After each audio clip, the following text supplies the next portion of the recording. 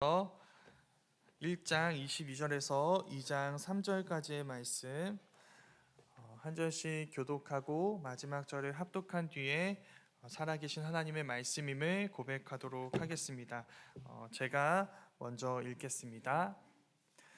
너희가 진리를 순종함으로 너희 영혼을 깨끗하게 하여 거짓이 없이 형제를 사랑하기에 이르렀으니 마음으로 뜨겁게 서로 사랑하라. 너희가 거듭난 것은 썩어질 씨로 된 것이 아니요 썩지 아니할 씨로 된 것이니 살아있고 항상 있는 하나님의 말씀으로 되었느니라. 그러므로 모든 육체는 풀과 같고 그 모든 영광은 풀의 꽃과 같으니 풀은 마르고 꽃은 떨어지되 오직 주의 말씀은 세세토록 있도다 하였으니 너희에게 전한 복음이 곧 이 말씀이니라. 그러므로 모든 악독과 모든 기만과 외식과 시기와 모든 비방하는 말을 버리고 갓난아기들 같이 순전하고 신령한 젖을 사모하라. 이는 그로 말미암아 너희로 구원에 이르도록 자라게 하려 함이라. 함께 보겠습니다. 너희가 주의 인자하심을 맛보았으면 그리하라. 아멘. 살아계신 하나님의 말씀입니다. 보통 우리가 과소비를 하는 순간은 우리의 심장 박동수가 정상이 아닐 때입니다. 우리의 소비가 심장에 영향을 받는 편이에요. 다들 경험해 본 적 있으시죠? 굉장히 기쁠 때 우리는 지갑을 열고 엄청 화가 났을 때 카드를 긁고 한 지하 5층까지 우울할 때 결제를 합니다. 이유는 다 다른데 결과는 똑같죠. 네, 그래서 그 여러 가지 순간들에 우리는 다른 것보다 이 심장을 잘 지켜내야 합니다. 그래야 우리 예산을 지킬 수 있기 때문이죠. 그 대표적인 품목이 바로 육아용품입니다. 아이가 태어납니다. 무엇을 사야 할까요? 한두 가지가 아니죠. 그 한두 가지가 아닌 물품들의 공통점이 있습니다. 굉장히 귀엽다는 것이죠. 모자, 잠옷, 외출복, 겨울옷, 여름옷, 여름 신발, 겨울 신발, 아기 침대 등 어느 것 하나 사랑스럽지 않은 게 없습니다. 이걸 우리 아이가 하고 있다고 생각을 하게 되면은 이제 막 엄마 아빠가 된 신입 부모들은 마음이 녹습니다. 바로 그 순간이에요. 그때 사고 싶은 대로 물건을 사게 되면 어떤 일이 일어나게 될까요? 한 7, 80% 정도는 못 쓰게 될 확률이 굉장히 높습니다. 왜 그럴까요? 아기가 막 크기 때문이죠. 어제 맞았던 옷이 오늘 맞지 않을 수 있습니다. 그래서 당연히 겨울에 산 아이의 여름 옷은 그때 여름이 됐을 때 입지 못할 가능성이 굉장히 큰 것이죠. 굉장히 크다기보다는 100%입니다. 너무 귀여워서 똑같은 사이즈로 신발을 3개 구입했습니다. 권사님들 탄식하는 소리가 들립니다. 네. 아이들은 신발을 신을 일이 많을까요, 적을까요? 네, 적습니다. 그리고 아이 몸무게가 그렇게 많이 나가지 않기 때문에 신발이 도무지 닳지 않아요. 그리고 좀 다를 때쯤이면 아이 발이 크기 때문에 다른 사이즈로 넘어가야 합니다. 그래서 육아 용품을 구매할 때 꼭 고려해야 한 기준이 여기에서 드러납니다. 사용 기간이에요. 언제 얼마나 쓸지를 물어봐야 합니다. 그렇게 되면은 어디에 어떤 용품에 이제 비중을 둬야 될지가 보이게 됩니다. 지속적으로 써야 하는 것에 돈을 써야 합니다. 그렇죠. 몇몇 특수한 경우를 제외한다면 아이의 성장에 따라 바뀌어야 하는 물품에는 돈을 아껴야 합니다. 그래야 더 좋은 물품에, 더 오래되는 물품에 더 많은 것을 투자할 수 있는 것이죠. 신발, 옷 같은 건 앞에서 이제 그 70% 버리는 그 사람들이 주변에 있거든요. 그 사람들로부터 받으면 되는 문제입니다. 사지 않아도 되는 거죠. 근데 이 기준은 엄마 아빠만이 아니라 지금 우리 모두에게도 필요한 기준인 것 같습니다. 우리에게는 지속되는 것이 있고 순간적인 것이 있습니다. 매일 반복되는 날이 있고 1년에 한 번 있는 날이 있습니다. 오늘도 그랬죠. 집에서 가족들과 밥 먹고 자고 깨고 출근하고 퇴근하는 이런 것들, 또 매주일마다 교회에 오는 시간들, 교회에서 보내는 시간들, 매일 반복되는 시간입니다. 그래서 특별한 게 아니죠. 그렇게 생각하시나요? 특별한 건 1년에 한 번 있는 기념일, 뭐 휴가, 그때 한 번 보는 사람들, 그들과 함께하는 식사 자리 등등이 특별한 것이잖아요. 그렇게 생각하는 게 너무 자연스럽기 때문에 우리에게는 앞에서 본 그 육아용품을 고를 때 쓰는 기준이 필요합니다. 지속적인 것과 지속적이지 않은 것을 분별할 수 있어야 합니다. 더불어 지속적이지 않은 것보다 지속적인 것에 더 많은 비중을 두어야 합니다. 1년에 한 번뿐인 하루보다 그 하루를 제외한 나머지 모든 하루가 훨씬 더 소중하기 때문이죠. 훨씬 더 우리에게 많은 영향을 미치기 때문입니다. 이걸 이제 성경 용어로 바꾸면 어떻게 말할 수 있을까요? 이렇게 할 수 있습니다. 영원한 것과 영원하지 않은 것을 분별해야 합니다.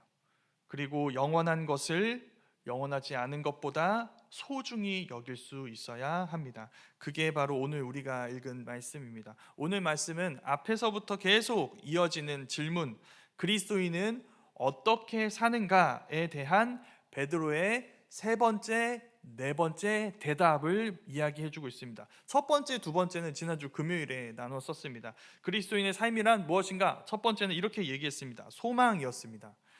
예수 그리스도께서 재림하실 때 우리에게 주어질 은혜를 온전히 소망하는 삶이다. 이게 첫 번째 삶입니다. 두 번째는 거룩입니다. 하늘에 있는 아버지, 우리 하나님 아버지의 성품을 따라 거룩해지는 것, 이게 그리스도인인 어떻게 사는가에 대한 두 번째 베드로의 대답입니다. 거기에 이어지는 오늘 말씀에서 베드로가 세 번째로 답하는 것은 바로 사랑입니다. 서로를 진심으로 사랑하라. 여기서 가장 중요한 단어는 무엇일까요?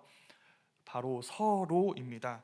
베드로는 지금 기독교의 적대적인 이 사회 속에서 그리스도인 개개인이 일상을 살아가는 법에 대해서 말하고 있지 않습니다. 그보다 먼저 교회 안에서의 삶에 대해서 이야기하는 중입니다. 교회로 모인 그리스도인들이 서로 사랑하는 것입니다. 이 말씀이 우리 청년들에게는 그렇게 매력적으로 들리는 말씀은 아닙니다. 청년들의 관심사는 대부분 어디에 있을까요? 교회에서의 나가 아니라 사회에서의 나에 있습니다. 이제 막 사회에 첫 발을 내딛었어요. 긴장과 두려움이 있죠. 그러나 그 속에서도 포기하지 않는 어떤 설렘이 있습니다. 바로 내 이력, 내 커리어, 내 사회적 지위에 대한 기대감이죠. 좋은 신앙인의 이미지는 곧 사회에서 탁월함을 발휘하는 그리스도인입니다. 하나님이 나에게 남들에게는 없는 특별한 지혜와 능력을 주셨다는 사실을 드러내서 많은 사람들의 인정을 받게 되는 그림입니다. 멋지잖아요. 그렇죠. 소위 선한 영향력을 갖게 되는 순간입니다. 그렇게 많은 사회인들에게 좋은 귀감이 되면 될수록 우리는 좋은 그리스도인이 되었다고 생각하기 쉽습니다. 그래서 그 방법을 자주 물어옵니다. 목사님, 저는 좋은 신앙인으로 성공하고 싶습니다. 하나님을 온 세상에 알리고 싶어요. 그래서 하나님이 이 사회에서 저를 통해 일하셨으면 좋겠고, 저에게 좋은 자리를 주셨으면 좋겠고, 그 자리에 필요한 좋은 능력을 주셨으면 좋겠습니다. 그때 제가 하고 싶은 말이 이 말입니다. 일단은 웨이브 예배를 잘 나와라. 수모임할 때 옆에 있는 순원들 얘기 잘 들어줘 봐라. 그리고 옆에 있는 순원들이 기도 제목 나눌 때 진심으로 기도하고 청년들 밥 사주는 것부터 한번 시작해 보자. 네, 어때 보이시나요? 제가 그 청년을 무시한 걸까요? 그럴 수 있다고 생각할 수 있습니다. 왜냐하면 지금 나눈 이 내용들은 멋지지 않거든요. 화려하지 않습니다. 눈에 띄지 않죠. 티나지 않고 사소한 일이거든요.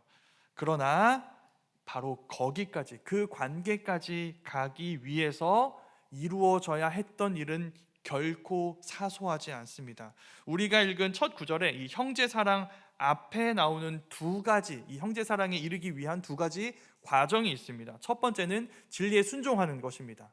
두 번째는 영혼이 깨끗해지는 것입니다. 첫 번째, 진리에 순종하는 것. 우리가 진리에 순종하는 것 쉬울까요? 절대 쉽지 않습니다.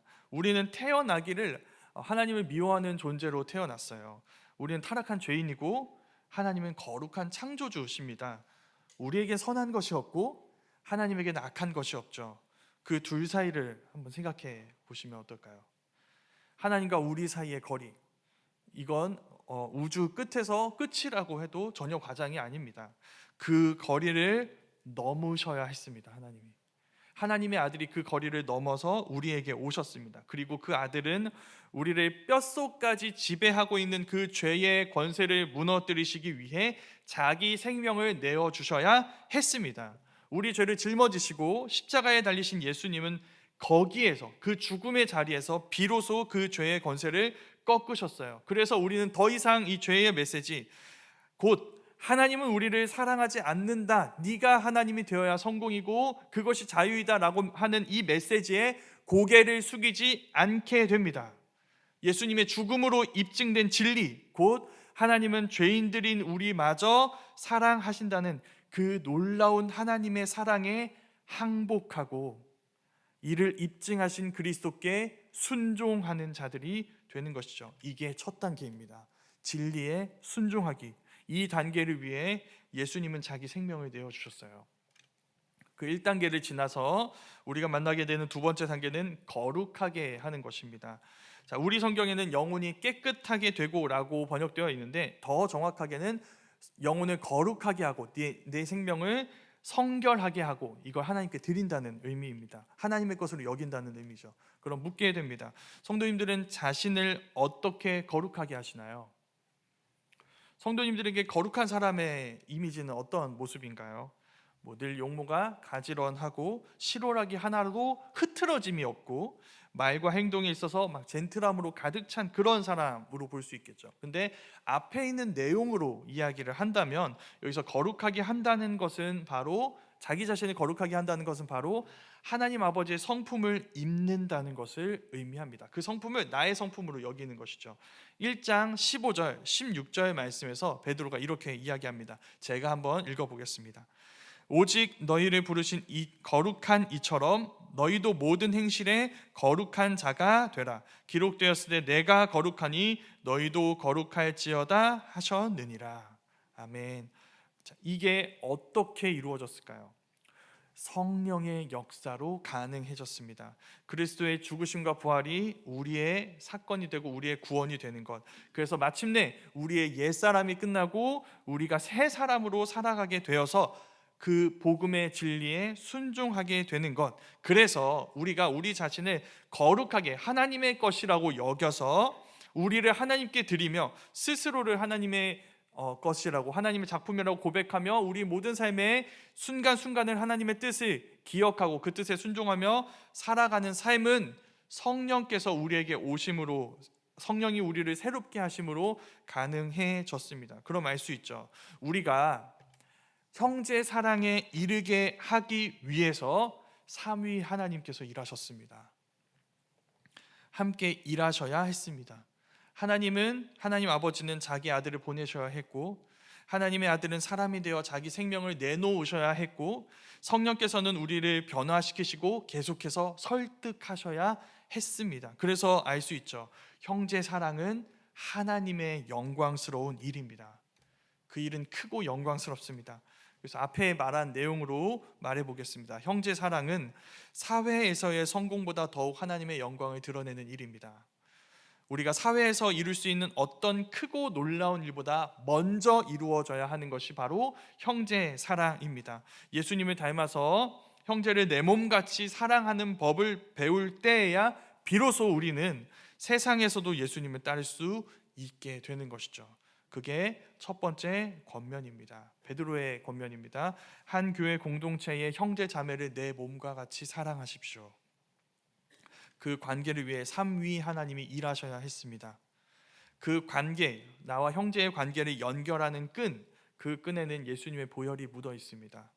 그 사랑을 영광스럽고 소중하게 여기셔야 합니다. 이게 첫 번째 권면입니다. 이제 두 번째 메시지인데 23절에서 베드로는 두 개의 씨에 대해서 이야기를 합니다. 하나는 썩어질 씨입니다. 그럼 다른 하나는 반대니까 썩지 아니할 씨겠죠. 여기서 씨가 의미하는 건 뭐냐면 모태, 그러니까 아이를 뵌 태, 생명을 잉태하는 태를 의미합니다. 생명이 생성되는 자리이고 생명을 품는 존재입니다. 근데 역설적이게도 그 생명의 장소인 모태, 이 어머니의 태는 죽음의 지배 아래에 있습니다. 죽음이 둘러싸고 있어요. 죽음이 감싸고 있는 모태에서 태어난 모든 인간의 생명 역시도 하루하루 죽어가는 존재입니다. 그런데 썩지 아니하는, 그렇지 않은, 죽음에 둘러싸여 있지 않은 씨가 있다는 것을 우리에게 이 말씀이 들려줍니다. 결코 죽지 않고 썩어지지 않는 모태, 그게 바로 하나님의 말씀입니다. 그 말씀이라는 씨에서 영원한 생명을 지닌, 결코 썩지 않고 죽지 않는 생명을 지닌 신자라는 존재가 탄생합니다. 그 얘기를 베드로는 이사야 선지자의 글을 인용해서 한 번 더 이야기를 하는데 24절 25절 말씀입니다. 제가 한번 읽어보겠습니다. 그러므로 모든 육체는 풀과 같고 그 모든 영광은 풀의 꽃과 같으니 풀은 마르고 꽃은 떨어지되 오직 주의 말씀은 세세토록 있도다 하였으니 너희에게 전한 복음이 곧 이 말씀이니라. 아멘. 이사야 선지자가 이 말씀을 전하기 원했던 청중이 있습니다. 그 청중은 미래의 바벨론 포로로 끌려갈 백성들입니다. 바벨론에 의해 나라가 망할 것입니다. 포로로 끌려가는 수치와 치욕을 당하게 될 거예요. 그 모든 것들을 당하게 된 이들에게 이 말씀이 들립니다. 어떻게 들렸을까요? 그 포로 기간이 영원하지 않다는 메시지로 들리게 되겠죠. 왜일까요? 모든 육체는 풀과 같고 그 모든 영광은 풀의 꽃과 같다면 바벨론 제국 역시 풀에 불과합니다. 그들의 영광은 꽃과 같습니다.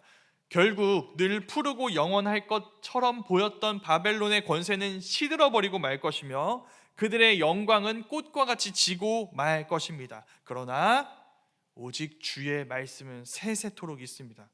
이 초라한 포로들의 하나님 여호와께서 그들에게 하신 회복과 구원의 약속은 영원합니다.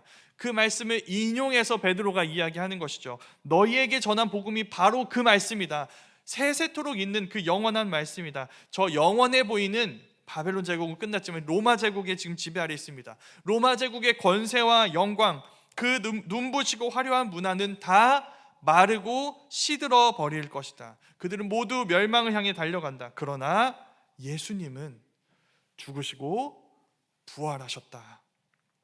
하나님 보좌 우편에 앉아 통치하시는 그분의 하나님 나라가 영원하다. 너희는 그 나라의 영원한 백성이다. 그 말씀이 던지는 메시지가 무엇일까요? 우리가 가장 처음에 나눈 이야기입니다.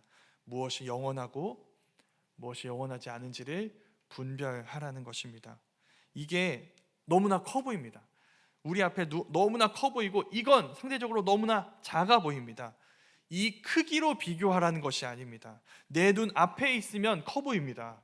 작은 것도 우리 눈 바로 앞에 있으면 커 보이고, 그래서 그것이 내 온통 시야를 가려버리면 그게 내 삶의 전부인 것처럼 보이는 순간들이 있습니다. 너무 멋지고 화려해서 내 마음을 사로잡고 내 눈을 가득 채우고 결국 절대 꺼지지 않을 것 같은 견고해 보이는 영광이 있습니다. 그게 이들에겐 로마 제국이었습니다. 핍박을 받고 있는데 언제 끝날지 모르겠어요. 너무 고통스러워요. 너무 현실적이고 이게 너무 커 보이니까 온통 이게 전부인 것처럼 보이는 것이죠. 그 로마 제국이 영원하지 않다. 풀과 같고 꽃과 같이 시들고 져버릴 것이다. 그 얘기를 들려줍니다. 그것이 영원하지 않지만 영원해 보이는 그것이 이들에게 로마 제국이었습니다. 그리고 그 로마 제국은 우리에게도 있을 수 있습니다. 성도님들에게 지금 가장 커 보이는 게 무엇인가요? 내 눈 너무 가까이 앞에 있어요. 그게 온통 내 시야를 가려서 아무것도 보지 못하게 만듭니다. 하나님 나라도 없는 것 같아요. 하나님 나라보다 커 보여요. 정말 영원할 것처럼 보입니다. 그 로마 제국, 우리에게 그 로마 제국이 무엇이든 베드로가 이야기합니다. 그것은 풀입니다. 그 영광은 꽃과 같을 것입니다. 지금처럼 추운 겨울이 오면 그 모든 것들은 견디지 못할 것입니다. 다 시들어버리고 사라져버리고 말 거예요. 그러나 그때에도 마르지 않고 꺾이지 않는 영원한 생명이 있습니다. 우린 그 썩어지지 않는 오직 세세토록 있는 하나님의 말씀에서 태어난 존재, 영원한 생명을 가진 존재입니다. 이걸 소중히 여기라는 것입니다. 이걸 잃어버리지 말라는 것입니다. 다른 것이 눈을 가리고 있어도 그것으로 인해 이것을 보지 못하는 그 모든 어려움들, 그 모든 이 눈에 갇힌 이 현실에 갇힌 신앙을 벗어버리고 그것을 보라는 것입니다. 그 영광을 바라보고 그 영원한 정체성, 영원한 생명을 바라봐야 한다는 것이죠. 그렇게 말하면 돌아오게 되는 반론이 무엇일까요? 현실적이지 않다는 것입니다. 하나님 나라는 굉장히 멀어 보여요. 그건 하늘에 있는 것 아닌가요? 우리가 있는 이 성경에만 있는 것 아닌가요? 내 삶에 그런 게 어디 있나요? 거기에 대한 답변을 우리는 이미 보았습니다. 하나님 나라는 어디 있을까요? 우리 교회에 있습니다. 우리 공동체 안에 있습니다. 하나님은 그 나라, 하나님 나라의 중심지로 교회라는 공동체를 만드셨습니다. 그 교회 안에서 그 나라의 왕이신 예수님을 따라 우리가 서로를 내 몸과 같이 사랑할 때 우리는 정말 진짜로 현실적으로 하나님 나라를 경험하게 됩니다. 그 나라를 위해 일하신 삼위 하나님이 우리 안에서 일하고 계시는 것을 느끼고 경험하게 되는 것이죠. 그 사랑 안에서 우리는 그 나라를 맛보고 누리고 기대하게 되는, 그리고 그 나라를 이루어가는 자들이 되는 것이죠. 그때서야 우리에게 새로운, 우리가 앞에서 계속 나눠왔던 그 새로운 시선이 생깁니다. 바로 영원하지 않은 것과 영원한 것을 분별하는 시선이에요. 로마 제국의 권세와 영화를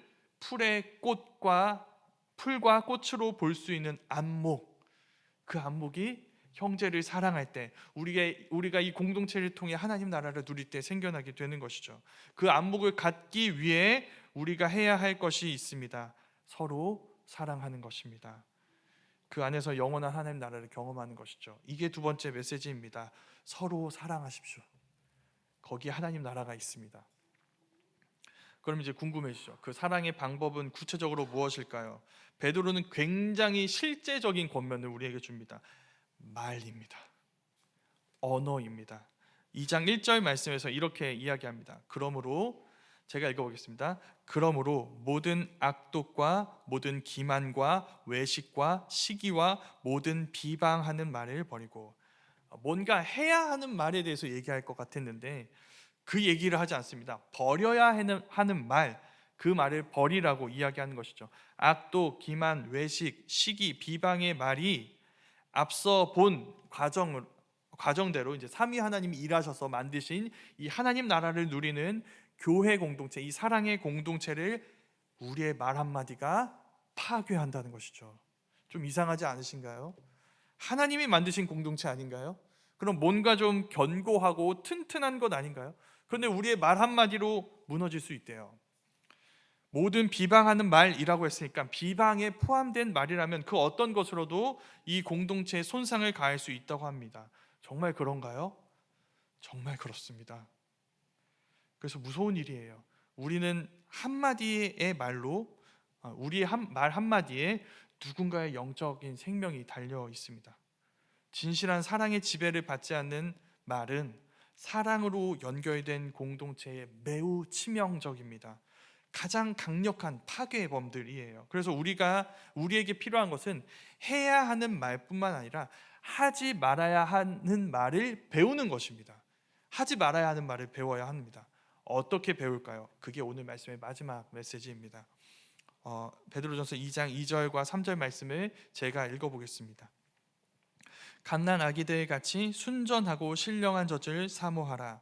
이는 그로 말미암아 너희로 구원에 이르도록 자라게 하려 함이라. 너희가 주의 인자하심을 맛보았으면 그리하라. 말씀을 사모하는 것입니다. 베드로가 말하는 그 말씀은 갓난 아기들이 사모하는 순전하고 신령한 젖입니다. 이 이미지가 어떻게 보시나요? 갓난 아기니까 우리 제일 처음에 했던 이야기죠. 그냥 이 육아용품 얘기할 때 나눈 것처럼 그냥 막 귀여워 보이죠. 이 말씀의 이미지가 아이가 어머니의 젖을 찾는 것처럼 귀여워 보이는 그런 이미지가 아닙니다. 어머니의 젖은 갓난 아기의 입으로 들어갈 수 있는 유일한 것입니다. 어떤 것도 첨가되지 않은 어머니의 젖만이 그 아이의 생명을 유지시킵니다. 그게 우리에게 말씀이라는 것이죠. 그 말씀이 우리에게 갓난 아기에게 이 어머니의 젖과 같은 존재이며 그 말씀만이 우리의 생명을 유지시키고 자라게 한다는 것입니다. 그걸 배울 때, 그 말씀을 배울 때 우리는 그 말씀에 합당한 사랑으로 우리 공동체를 세워가고 보호할 수 있습니다. 우리 공동체를 말씀 안에 담긴 주의 사랑으로 사랑할 때 우리는 영원한 하나님 나라를 여기에서 경험합니다. 그 영원한 말씀이 우리에게 주신 새롭고 영원한 생명을 누리게 합니다. 그래서 마침내 풀과 꽃처럼 시들고 떨어지는 로마 제국의 권세와 영광의 헛됨을 볼 줄 아는 시선으로 영원한 것과 영원하지 않은 것을 분별할 줄 알게 되는 것이죠. 그래서 결론입니다. 우리 모두 갓난 아기에게 어머니의 젖이 갖는 그 의미 그대로 하나님의 말씀을 사모했으면 좋겠습니다. 그럼 우린 그 말씀이 우리에게 주는 새로운 생명과 새로운 성품으로 우리 공동체를 사랑하고 옆에 있는 성도들을 내 몸과 같이 여기며 소중히 여기고 사랑하는 법을 배우게 될 것입니다. 그 사랑 안에서 우리는 영원한 하나님 나라를 엿보게 되고 이 세상은 보지 못하는 그 수많은 권세와 화려한 영광의 끝을 볼 줄 아는 시선으로 영원한 것과 영원하지 않은 것을 분별하는 하나님의 사람으로 자라가게 될 것입니다. 그 모든 은혜가 우리 모두에게 이루어지기를 주님의 이름으로 축원합니다.